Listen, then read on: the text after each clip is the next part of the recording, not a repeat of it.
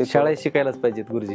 कसं आहे गुरुजी, समाज स्वीकारेलच यात शंका आहे. मी घडलो असं जो म्हणणार तो घडलाच नाही. मी तर स्वतःला भाग्यवान समजतो की लोकांनी जेवढं माझ्यावर प्रेम केलं असेल कदाचित दुसऱ्यावर केलं असेल असं मला वाटत. मी सायकलने फिरायचो रात्री. आपल्याला ती आवड ना की बाबा आपल्याला हा अभंग यायला, याला आता लोक चांगलं म्हणले, बरोबर तोच अभंग. जर तो दुसऱ्या कोणी अभंग म्हणला तर राग यायचा ना, कारण एकच पाठ असायचा आपल्याला. बरोबर.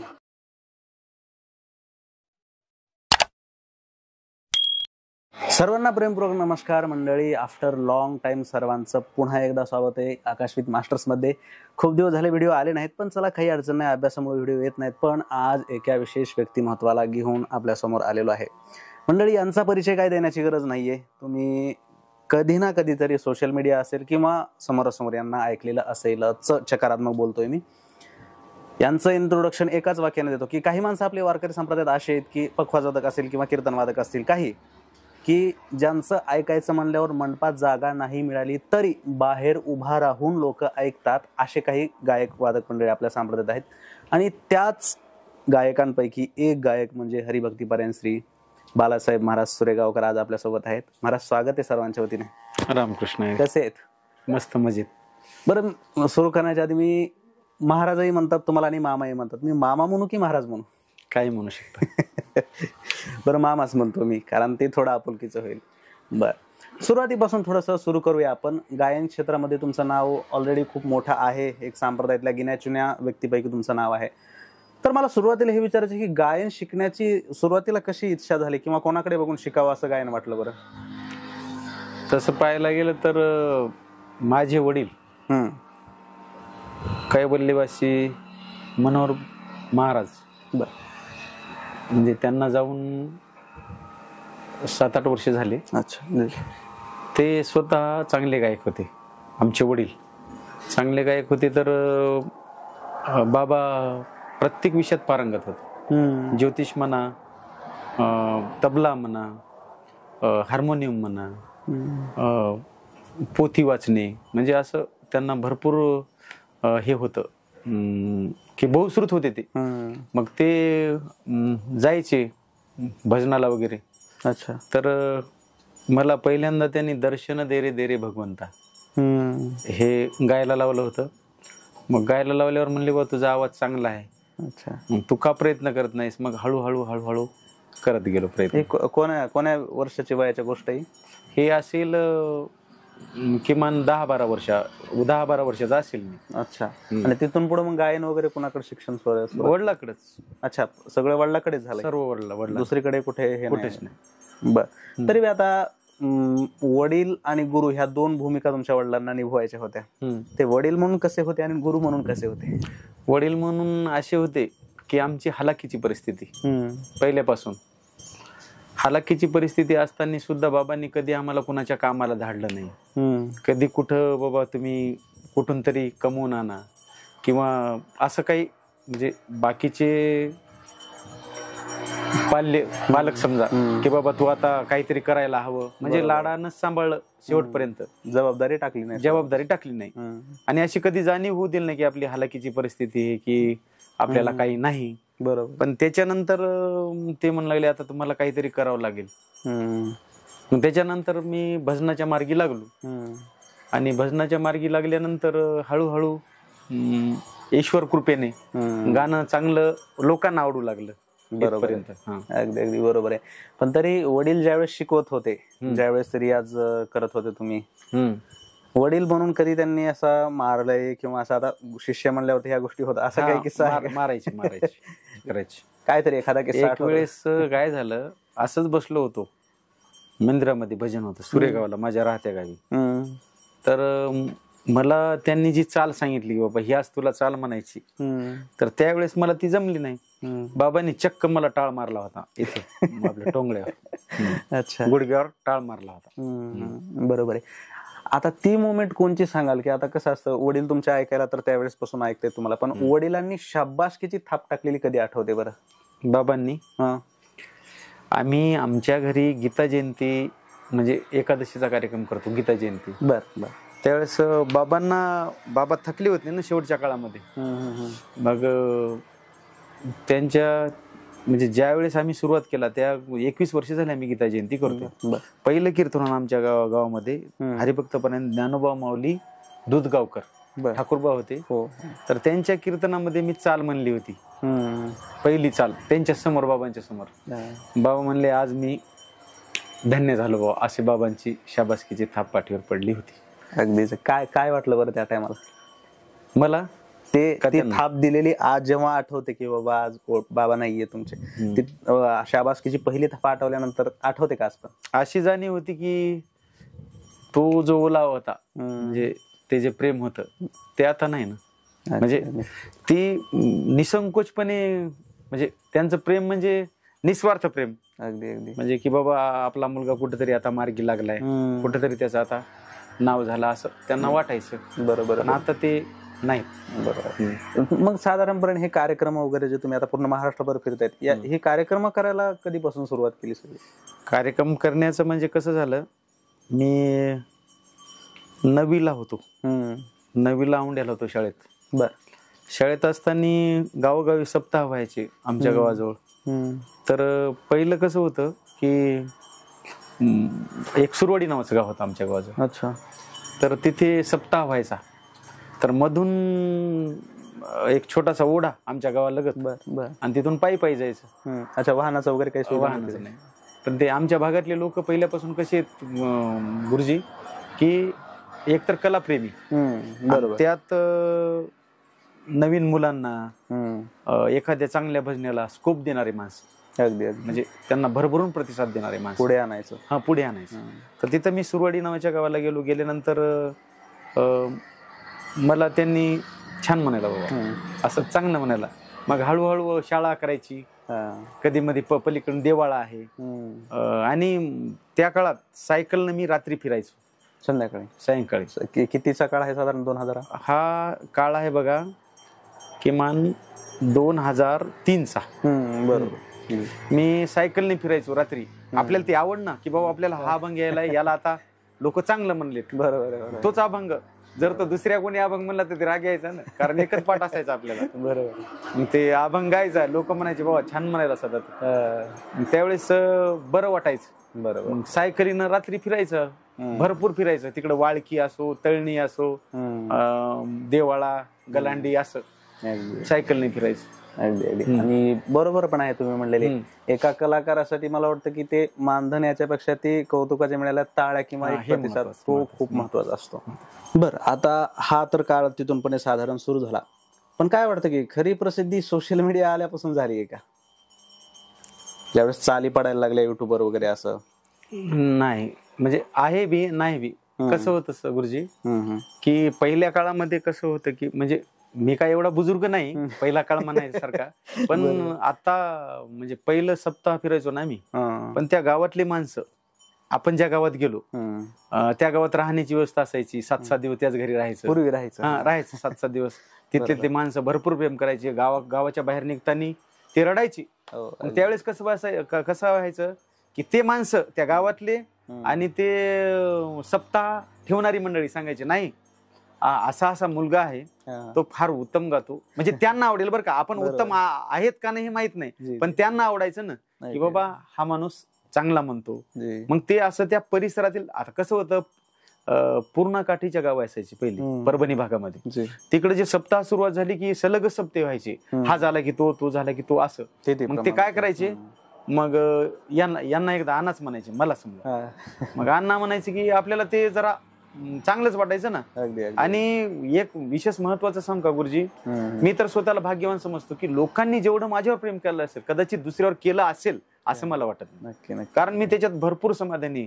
कारण लोकांनी माझ्यासाठी एवढं केलंय की मी शब्दातच वर्णन करू शकत नाही. तर महत्वाचा विषय, ज्यावेळेस मग जायचो त्या कार्यक्रमाला, ते म्हणायचे की बाबा यांना बोलवा. मग तिथं जर असं वातावरण झालं की ते म्हणायचे त्यांना बोलवा. असं करत करत भरपूर फिरलो. मग त्याच्यानंतर तर सोशल मीडियाच्या माध्यमातून झालंच ना. मी जेव्हा 2013ला समथिंग संस्थेत होतो होळला, त्यावेळेस तुमची आणि पंढरीनाथ महाराजांची चाल ऐकली होती. त्यावेळेस तुमच्या बऱ्याचशा चाली युट्यूबवर वगैरे यायच्या. तर ते त्यांची मैत्री, ती दोस्ती वगैरे कशी झालं? कारण खूप तुम्हा दोघांना खूप फेम आहे युट्यूबवरती ऑलरेडी. पंडित महाराजांची माझी ना. हा, कदम. पंढरीनाथ महाराज माझे परम मित्र आहेत. पण त्या अगोदर त्यांची माझी भेट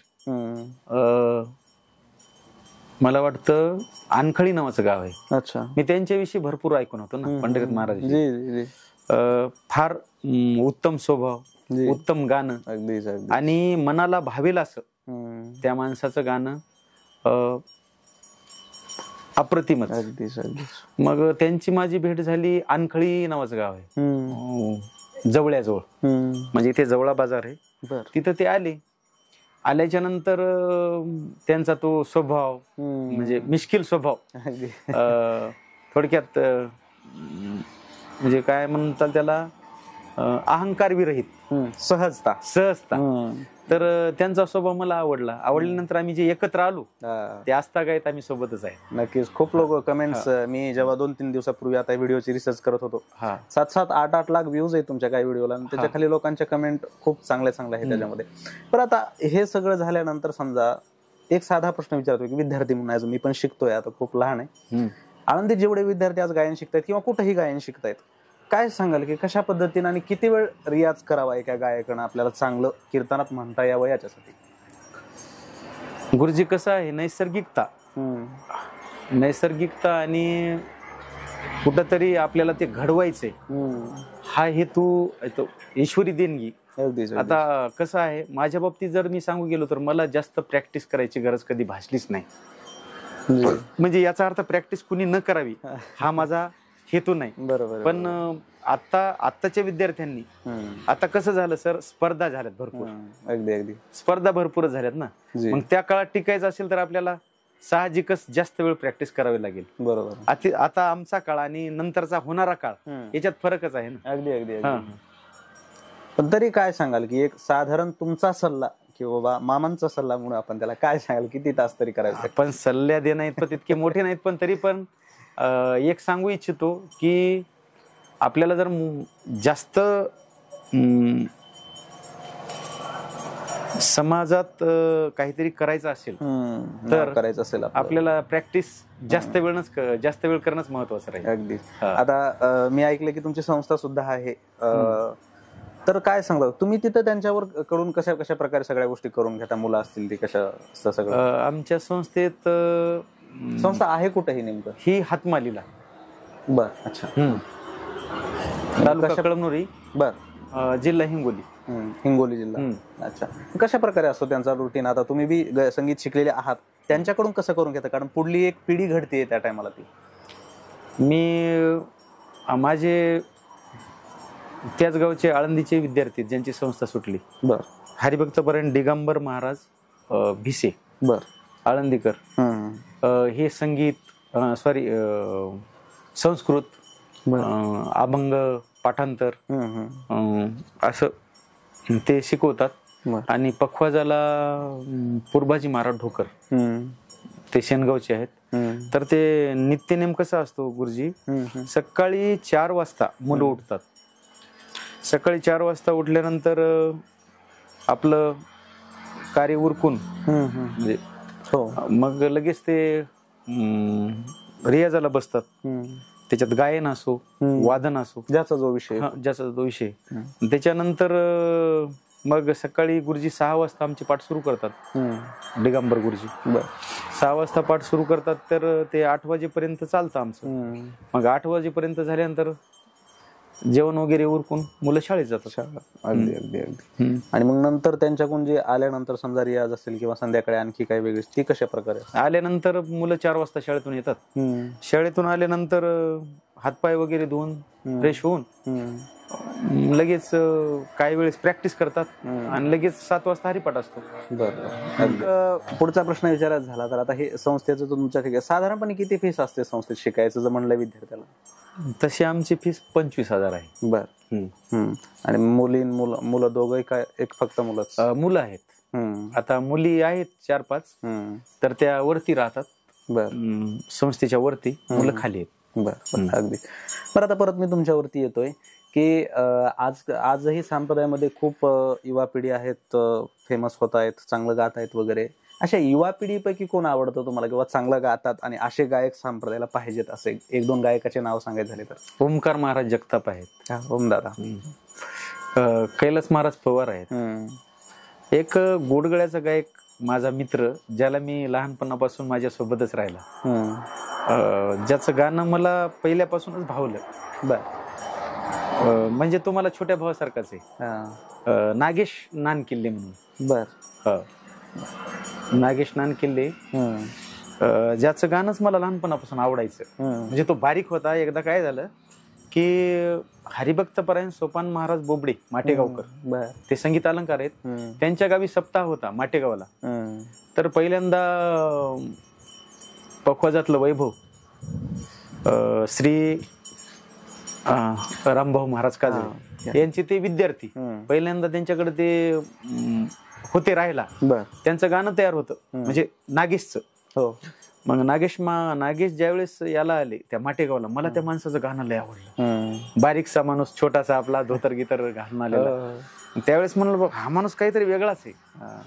मग आता तुम्हाला माहिती असेल कदाचित, त्यांचं गाणं भरपूर, म्हणजे त्यांनी मागे एक गायलं होतं बघा, का रे माझ्या जीवनाचा खेळ मांडीला, असं एक टायटल गीत होतं काहीतरी. अच्छा. हा, तर त्या माणसाचं एक गाणं मला आवडतं. आता मित्र तुमचे, मला त्याच्या 2 ओळी तर ऐकवायला पाहिजे तुम्ही आम्हाला. मित्रासाठी नक्की. आता जे त्यांनी तुम्ही म्हणलं गाणं गायलं होतं, आता त्याच्या 2 ओळी ऐकवा बरं आम्हाला.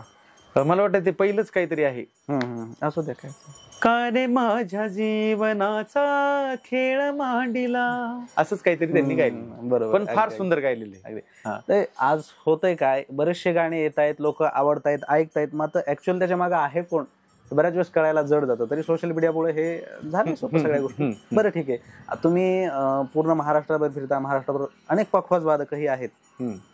माझा विषय पखवाज म्हणून विचारतो मी, की बरेचसे आज युवा पखवाज वादकही आहेत, जुने पण मंडळी काय आहेत, काही नवे जुने पण आहेत. सगळ्यापैकी पखवाज वादकापैकी काय सांगाल की एक तुम्हाला आवडते असं पोषक, एक असतं पोषक वाजवणं आणि दुसरं असतं की बाबा आपल्याला पण दर्शवायचंय तिथे, काय सांगाल की चांगले पखवाज वादक जे की संप्रदायात पुढेही असे घडायला पाहिजेत, असे कोण आहेत? त्याच्याबद्दल मी काही नाही सांगू शकत. निंदा नाही कोणाच्या, निंदा म्हणून तुम्हाला आवडते ते. पण मला आवडतंय तेच सांगतोय मी.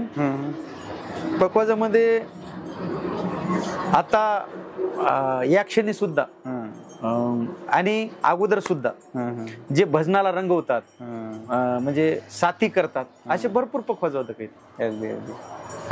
भरपूर पखवाज. पण तरी एक 2-3 नावं सांगायचं झाले तर पुढल्या पिढीला एक त्यांच्याकडून शिकायला किंवा त्यांच्यासारखं झालं पाहिजे म्हणलं. हरिभक्तपरायण भाऊ ते तर आहेच, काजळे भाऊ. अगदीच. त्याच्यानंतर त्यांचेच विद्यार्थी आता भरपूर, आमचे लखन महाराज असतील, विठ्ठल महाराज ढोकर असतील, म्हणजे आणि आम्ही ज्यावेळेस सोबत असायचो, आताही सोबत आहेत, आमचे मंगेश महाराज जाधव, उत्कृष्ट.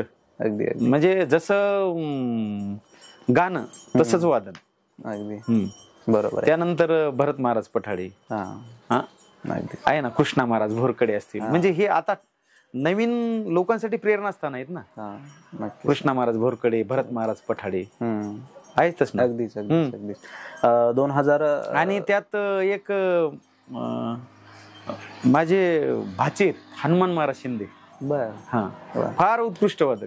म्हणजे त्या माणसानं असं म्हणजे कधी हे होत दिलं नाही की बाबा बाधा, आपण जे गातोय आता त्याला आता कुठेतरी त्याला विस्कलित करायचं किंवा विस्कळीत करायचं असं नाही होत. तेच विचारतो. काय बऱ्याच वेळेस काय होतं की मला वाजवायचे म्हणून ते पार अंगावर चढ, ते नाही दिली तर समज चला जाऊ द्या, तो भाग वेगळाच आहे. पण तुमच्याविषयी आणि विचारायचं झालं तर आता गायक म्हणल्यावरती गळ्याची काळजी तर खूप घ्यावीच लागते. काही गायक असे आहेत की ज्यांनी जीवनभर काही वस्तू खाल्ल्याच नाहीत, का ते गळ्याला वर्जित, अशा काही वस्तू पाळत नाही? मी पाळलंच नाही कधी, काहीच नाही. आता ताक पितो.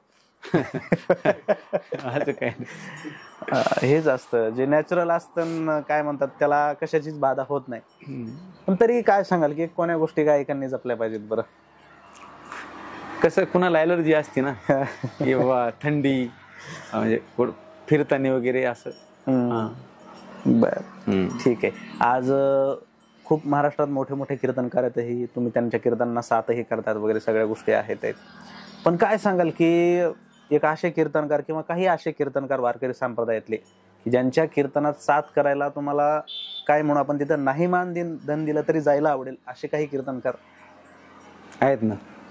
तरी नाव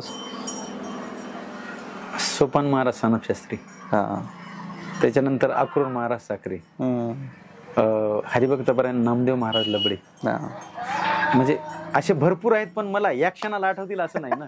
पण आणि विशेष म्हणजे गुरुवर्य मालक अच्युतजी महाराज दस्तापूरकर, गुरुवर्य श्री ढोकबाबा रामानाचार्य श्रीरामरावजी महाराज ढोकबाबा, तसेच अर्जुन महाराज लाडगुरुजी, संदीपान महाराज शिंदे हासेगावकर, या व्यक्तीबरोबर मला आनंद मिळतो. बरं, आता एक शेवटचा प्रश्न विचारतो मी की एक गायक असेल, वादक असेल, त्याचं हे तर क्षेत्र ठीकच आहे, याच्यातून बी त्याला मानधन मिळणारे ठीकच आहे. पण त्याने समजा जी येणारी पिढी आहे किंवा आता तुमच्यापाशी जे मुलं शिकतात त्यांनी फक्त याच्यावरतीच अवलंबून राहिलं पाहिजे का शाळाही शिकली पाहिजे? या सगळ्या गोष्टी शाळाही शिकायलाच पाहिजेत गुरुजी, महत्वाचं सांगितलं. फक्त याच्यावरतीच सगळ्या गोष्टी अवलंबून समजा नाही. कसं आहे गुरुजी, समाज स्वीकारेलच यात शंका आहे. मी घडलो असं जो म्हणणार तो घडलाच नाही. मी घडलो म्हणणारा तू काय मुळात नाहीच. कारण कसं आहे ते सगळं कृष्णाशी अर्पण. आपण जे सादरीकरण करतो ना त्यावेळेस मनात भाव असा पाहिजेत की हे ईश्वरा, मी जे आता हे प्रेझेंटेशन करतोय, म्हणजे थोडक्यात मी आता सादरीकरण करणार आहे, याच्यामध्ये माझं काहीच नाही, हे आहे ते तुझं आहे आणि तू मला सांभाळ. या पद्धतीनं सादरीकरण केलं तर खचितच आपल्याला आपण सक्सेस होणार म्हणजे होणारच, यात काही शंकाच नाही. तसंच ज्यावेळेस आपण कला सादरीकरण करतो, आपण बोलणं चालूच आहे, तर मला काय वाटतं की प्रत्येक विद्यार्थ्यांनी माझ्या सहित अहंकार रहित कला सादरीकरण जर केलं तर 100% ती कला ईश्वराला तर आवडेलच, पण समाजाला सुद्धा आवडू शकते. नक्कीच नक्कीच. आता 2-3 दिवसापूर्वी पंडित झाकीर हुसेनजी गेले, त्यांना श्रद्धांजली. त्यांचं एक वाक्य आठवते, 2 दिवसापासून फिरतंय. त्यांना कोणीतरी पत्रकार एक जण म्हणले की उस्ताद जी आप आए हो इंडिया में कैसे, नाही उस्ताद जी मत बोलो म्हणले, हम अभी स्टुडंट हे, सीख रहे हे. मला वाटतं ती जे त्यांची बाजू घ्यायचं, आता जे तुम्ही बोलले की अहंकार रहित असावं, विद्यार्थीच असावं जीवनात वगैरे. धन्यवाद, खूप बोलून चांगलं वाटलं. खरं तर सगळा विषय याच्यामध्ये कव्हर करता आला नाही मला, पण आजकालचा जमाना असा आहे की लोकांना शॉर्ट पाहिजे, थोडं पाहिजे. आता मी जर तुमच्याशी 1 तास गप्पा केल्या, लोकांना ते नाही आवडणार, पण ते जर 1 मिनिटात असेल ना तर ते लोक बघतात. तर त्याच्यामुळे पहिलं पण मी 1-1 तास व्हिडिओ करत होतो, मात्र आता लोकांना ते आवडणं झाले. बऱ्याच लोकांचे फोन येतात, तुम्ही करताय चांगलं करताय, मात्र लोकांनाही आता कसं आहे की मी वारकरी कपडे सुद्धा घालत नाही मुलाखतीमध्ये. त्याचं कारण काय, फक्त वारकरी लोकांनीच पाहू नये, इतरही लोकांनी कोणतरी साधा व्यक्ती घेतोय म्हणून पाहावं, याच्याकरता या सगळ्या गोष्टी करतोय मी. आणि 20 मिनिटाचा हा जो आपला संवाद आहे, नक्कीच जे विद्यार्थी शिकणार आहेत, सगळ्या गोष्टी पुढं येणार आहेत, त्यांच्यासाठी हा एक महत्त्वपूर्ण संवाद असेल अशी अपेक्षा करतो. आणि शेवटला रजा घेण्याच्या आधी सगळे प्रेक्षक असतील किंवा मी असेल, माझी एक फरमाईश आहे किंवा सगळ्या प्रेक्षकांच्या तर्फे, आपल्या वारकरी संप्रदायामध्ये शेवट भैरवीने केला जातो. गायन तर तुमचा विषय आहेच आहे, तर एका भैरवीने आपण इथे शेवट करूया.